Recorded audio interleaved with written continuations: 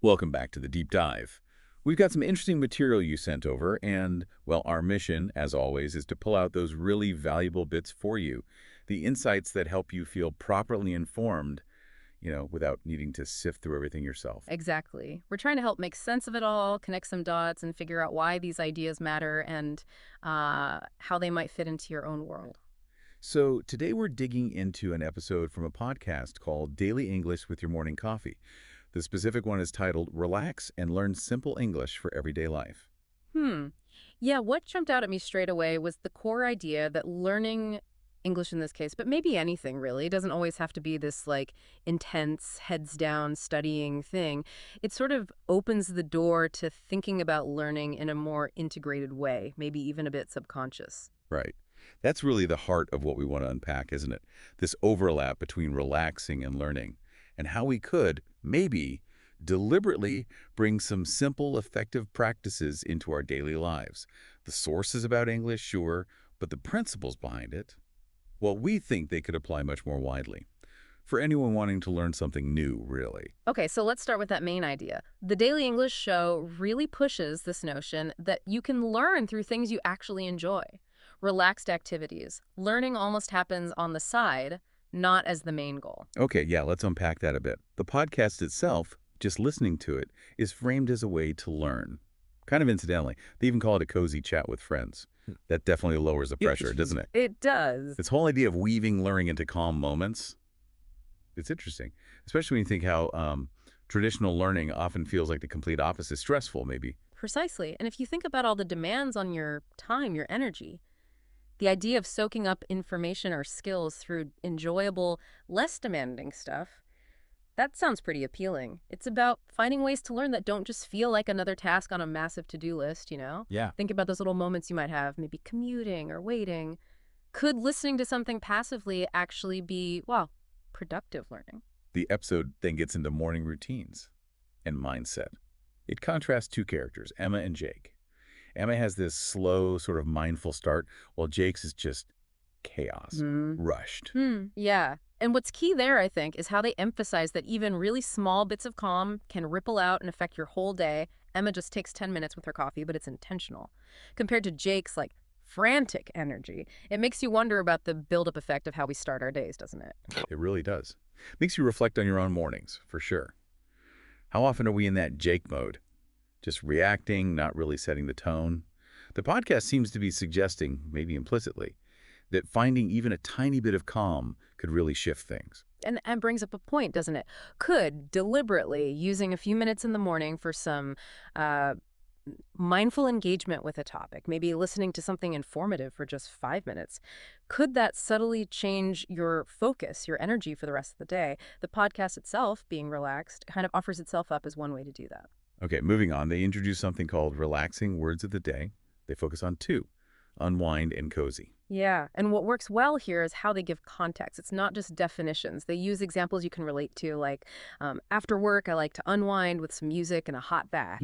So you get the meaning, but also the feeling, the situation. Right. And this blanket is so cozy, or that cozy little corner for reading.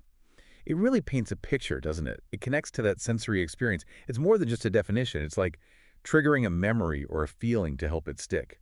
Exactly, and they nudge the listener to think about how they might use the words. That moves it from just hearing something passively to actually applying it, which, is pretty crucial for actually remembering and using it later. Makes sense. Then they tackle a listener question. Someone named Anna from Brazil asked about sounding more natural when speaking without, like, overthinking every word.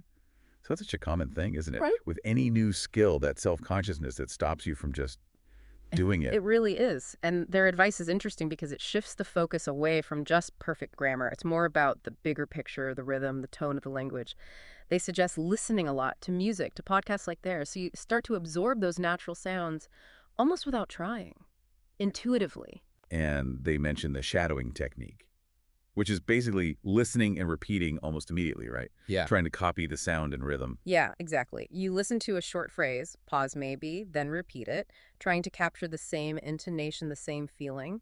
And that can be really effective because you're actually practicing the physical act of making those sounds, that rhythm. It's like muscle memory for your mouth. Hmm. This idea of learning by imitation, it applies everywhere, right? Musicians learning by ear, athletes copying moves. Yeah, good point. I also like that they stress that the goal is just communication and that making mistakes is totally normal. Even native speakers mess up. That's quite reassuring, actually. Helps lower the anxiety. Absolutely. That fear of getting it wrong can be a huge barrier. Realizing mistakes are just part of learning makes you more willing to experiment, which is ultimately how you get better. Okay, then the episode uses a coffee break mini story, which seemed like a really neat way to use the target words unwind and cozy in a little narrative. hmm What makes it work, I think, is that it puts the words into a relatable situation. This character, Sarah, having her relaxing morning coffee, cozy blanket, unwinding before the day starts, it creates this natural, memorable context for cozy and unwind. It's like a little snapshot showing the words in action. Makes them Mhm. feel more real, easier to grab onto than just a definition. It's Mm. that power of stories, isn't it? Making Yeah, ideas stick. definitely. And it highlights a broader point. We tend to remember information better when it's part of a narrative. Stories give structure, help us process and recall things. Right. And finally, they wrap up with a morning challenge. They ask listeners to finish the sentence, I like to unwind with after a long day. And they give examples like music, or a book, Or chocolate. or chocolate, yeah? It's simple, but it works. It makes the listener actively engage and personalize the learning. By linking the new word unwind to your own life, your own routines, you're much more likely to actually start using it. And, okay, they invite people to share on Instagram, which is specific to their show. But the principle for you, the listener of this deep dive, is about actively doing something with new information. How can you take an idea or a word and connect it to your own experience to make it stick? So, if we boil it down, this episode really touches on some key ideas that go way beyond just learning English. Hmm. Things like finding ways to learn during relaxed moments, understanding words through context, the effectiveness of imitating or shadowing, the importance of actually engaging with the material, and crucially, having a mindset that's okay with making mistakes. Yeah, and hopefully you can see how those ideas might connect to whatever you're trying to learn or achieve. This idea of finding enjoyment in the process, using small, focused moments, actively applying things, it seems like a path to more sustainable progress, maybe less stressful progress in pretty much anything. Which brings us to a final thought for you to consider. What if you intentionally built small, enjoyable routines into your day? Maybe focused on absorbing information about something you're really curious about. Could that lead to gradual but, significant progress? And maybe even a feeling of calm accomplishment. Perhaps the secret isn't always intense effort, but more about consistent, almost cozy engagement.